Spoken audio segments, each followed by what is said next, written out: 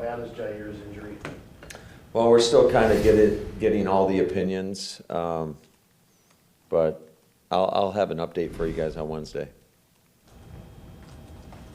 Do you expect Z to be back this season? Well, I hope so, but you know, I don't really know. What a lot of it just depends how you heal, and certainly we're hopeful, but you know, that's a ways away. And I know that an update on Wednesday means an update on Wednesday, but can you at least rule out the worst case scenario with Jair, or is it still kind of wide open? Yeah, no, it's yeah, everything's kind of getting looked at right now. Is it indeed a shoulder or a collarbone? Yeah, it's a shoulder. What do you think of, I know we talked about Dre a bunch, but what do you think of just some of the plays he made, specifically those two in a row where he stopped Smith-Schuster twice on the slant, then on the fourth down? Yeah, he was all over the field, and he's wearing a lot of hats for us. You know, he's obviously the guy communicating out there, but he's in all those different personnel groupings and asked to fill multiple responsibilities. So we're lucky we have him. You know, he's definitely been productive, but he's also been a great asset to our locker room. I think he's certainly earned the respect of his teammates, and you know, just really, that was a really great pickup for us. Matt, were you able to glean anything else when you took a closer look at the field goal with the block / offside / protection, all that? Yeah, there's a lot to clean up there. Certainly, you know, they got a really good jump on our jumping off the hand of our holder. So we got to do a better job of kind of varying our snap counts, but also I think we can clean up some stuff in terms of just our alignments up front and how we go about that. So we'll have a plan for that this week. Did everybody get off the ball in time? I mean, I watched it a couple times this morning. It looked like those Steelers guys were off the ball well before everybody else on your right side. Yeah, no, like I said, they timed it up pretty well. Matt, yesterday, just seeing that moment on TV of Aaron Rodgers almost getting the 12-man on the field penalty, and that's been his signature, just being able to pick that up. What does that do for an offense? Because a lot of time that allows you guys to have a free play. Yeah, you said it. There's nothing like a free play. Then you can take a chance down the field, and you know, over the course of his career, but certainly in my time here, we've capitalized on a lot of those situations. So that's something that we're always trying to, you know, look for. And it was frustrating because there were a couple times where we thought potentially we could get them, but it was kind of chaotic a little bit in terms of, did they have 10, did they have 12? Was there, you know, because there were so many guys running on and off. I think it was hard to really decipher how many guys were on the field. Matt, have you ever seen a 57-yard punt from the end zone that caused a fair catch? That seems pretty rare. That was unbelievable to flip the field like that. Yeah, it was. What a great punt! A great job by Malik Taylor beating his man as the gunner, forcing that fair catch. But yeah, that was just great protection in that situation because they were coming after us, and just all 11 did their job at a really high level. You said you had some struggles trying to stay committed to the run, but the way Dylan produced on 15 carries kind of convinced you more that you know, that is a real viable option to keep this offense going balanced. Yeah, absolutely. I think you know, both those guys had some really good runs, and you know, there were a couple runs that Aaron had where it was just not blocked very well, and he was able to get positive yards out of. So both of those guys are equally as important to this offense, and certainly some of the things that they both did out of the backfield as well. I mean, we had Aaron lined up in the empty formations. He had a couple catches in those situations. AJ caught that flat route for like 16 yards on the left side or whatever, or to our left side. But yeah, both those guys did a great job. I know you talked about Eric Stokes' progress a bit, but is there one area in particular you can kind of pinpoint with him, just going from game to game, that you've seen the most improvement with him? It's hard to say. I just think that the more he plays, the better he's going to get. He gets used to seeing how guys run routes, and certainly there's a lot to improve upon as well. I think, one thing that kind of stood out today is just when he's got to trust himself when he's got an opportunity, whether they throw a short pass in front of him, to when he triggers, go for it. And there are a couple times you could see, I think he slipped early in the game, and he may have been a little hesitant to go kind of, just trigger on some of those throws. But I thought there was more opportunity there to really limit the yak that these receivers got after catching the ball. With Jair, he obviously plays really physical. He plays maybe bigger than his stature. He hasn't played inside that much. Is part of that maybe to protect him from the wear and tear inside, as a guy who doesn't hesitate to put his nose in there if he needs to? Yeah, certainly. I mean, you can play Ja pretty much anywhere, but I wouldn't say his stature, necessarily, dissuades us from putting him inside. It's just more, what do you want to get out of him? Certainly, he's a guy that I think most offenses are afraid to throw at.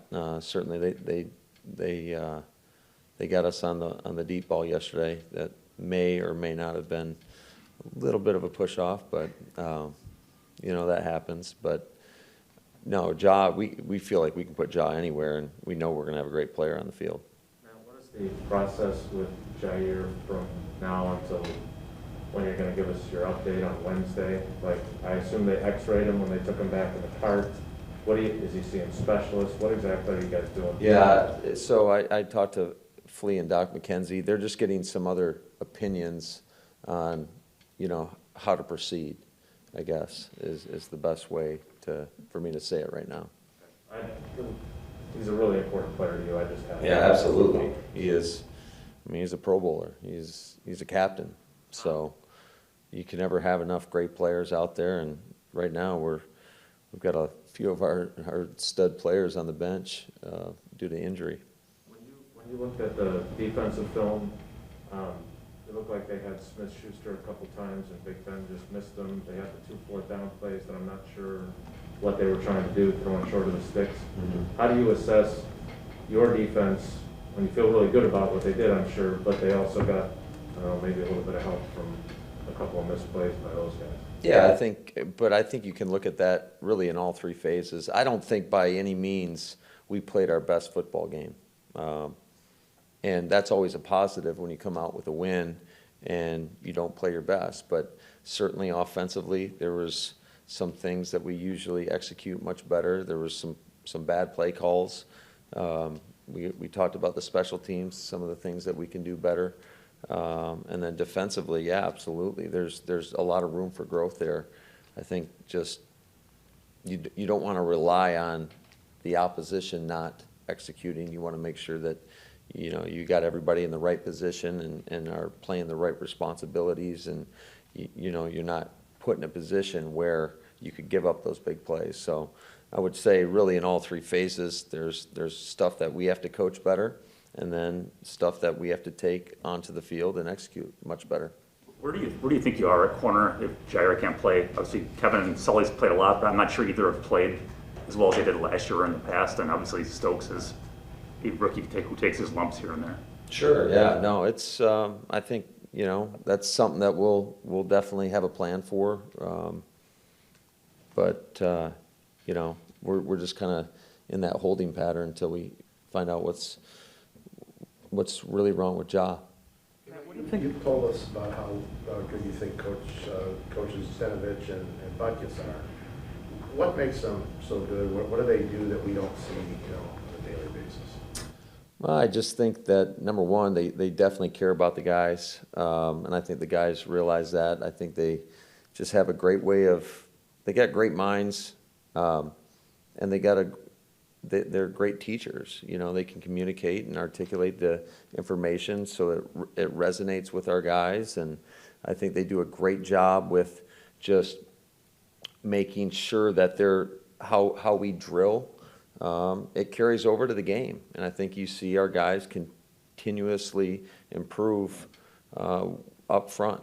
So I just think they're great. They're great ball coaches. They're great people, and you know, we're really lucky to have those two guys. What do you think of just the job you guys have done defensively against the run the last two games, and how much do you think that's set up what you've been able to accomplish, you know, these past 2 weeks? Yeah, I think we've done a great job. I think just all really across the board, our team is playing with really good effort, really good urgency. We're playing tough and physical, and quite frankly, I think sometimes that allows you to cover up some areas where you may have made a mistake. If you got everybody hustling, and we're going to keep preaching that, and our guys have taken that to heart, and I still think there's room for improvement there as well. So by no means are we a finished product. We got to continue to get better and better and better each and every week. With Adam Stenavich, Aaron was saying yesterday that he thinks he's a guy that can maybe coach a higher job title than where he is right now. Do you see that in him, and what kind of responsibility do you take upon yourself to prepare guys in your staff for those opportunities down the road? Yeah, absolutely. I think, you know, there's no limit for him. I mean, he can reach the pinnacle, no doubt about it. I think he's just got a great mind. He's got a great work ethic.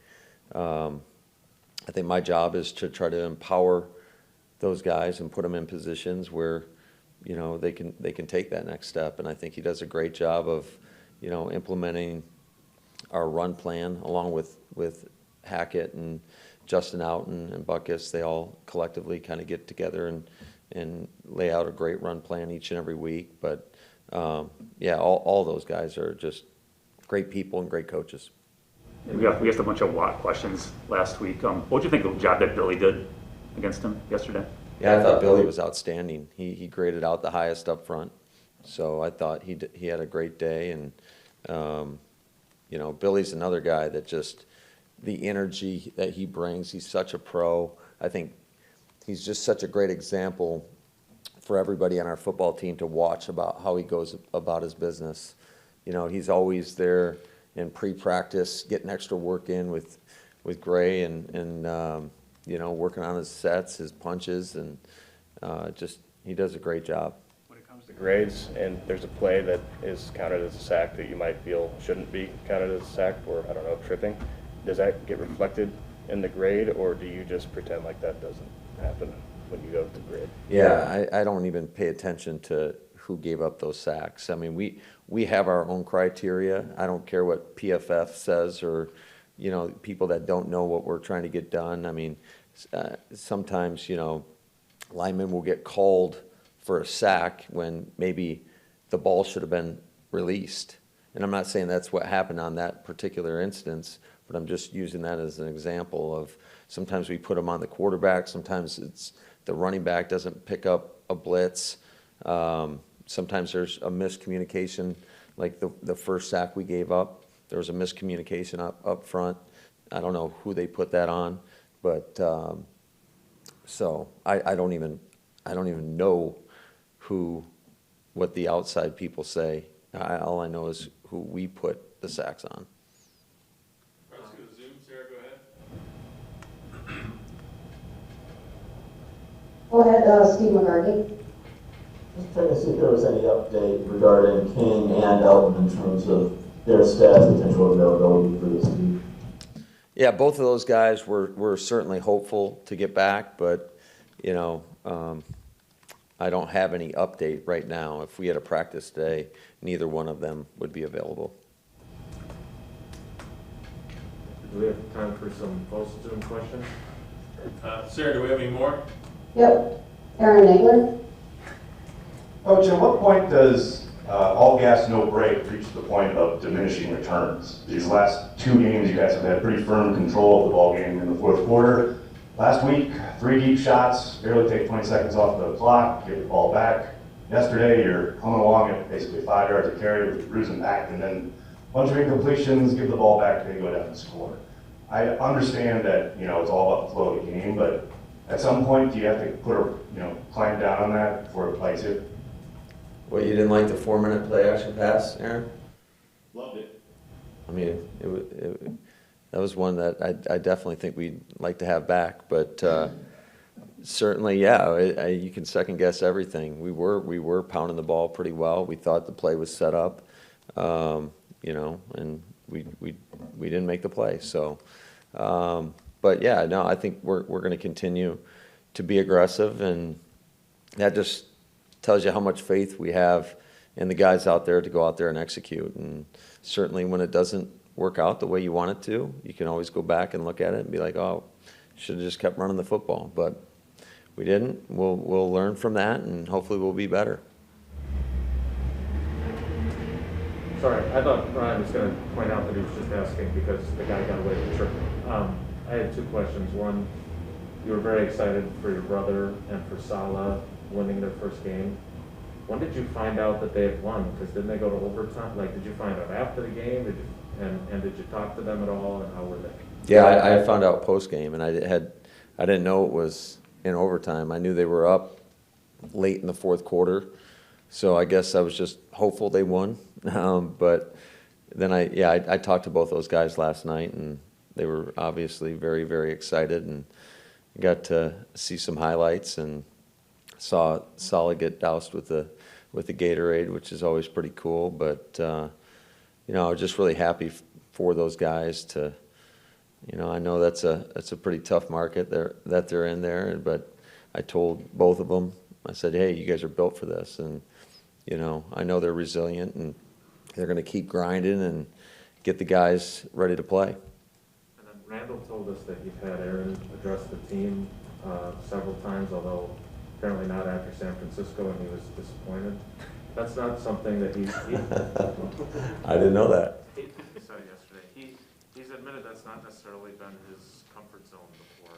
What made you decide that you wanted him to start doing that more, and what do you think of what he's done? Oh, he does an outstanding job every time he talks to our guys, and he's very thoughtful with the words he speaks, and but those guys hang on to everything he says, and certainly that's a big reason. I mean, there's multiple reasons why he's a captain and has been and will continue to be. And no, he does a great job every time he gets up in front of the squad and gives his I guess words of wisdom. We have one more on Zoom. Sarah, go ahead. Yep, Tom Silverstein. Hey man, I'm not sure if this was asked. I couldn't hear the first question, but do you know timetable on Za'Darius? Is he out for the year, or is there a minimum of how long you think he's out? We do not know if he's out for the year. I think earlier I said we're hopeful to get him back, but as far as the timeline, Tom, I just know it's going to be a while. So, but we'll. I know he'll do everything he can to try to get back, and because he's a big part of this football team. If I could just follow up with one other question. A lot of times you watch a game and you think you played really poorly and played better than you thought. And this time, was it a little bit different? Because if you look at the game, a couple of passes to Smith-Schuster and maybe the blocked field goal, and you're losing that game. How do you reconcile that when you go in and watch the film? Well, I wouldn't say that we were losing that game. I think the game would have had just a totally different complexion to it. But to say that we would lose that game, I think that's I wouldn't go quite that far. But yeah, absolutely.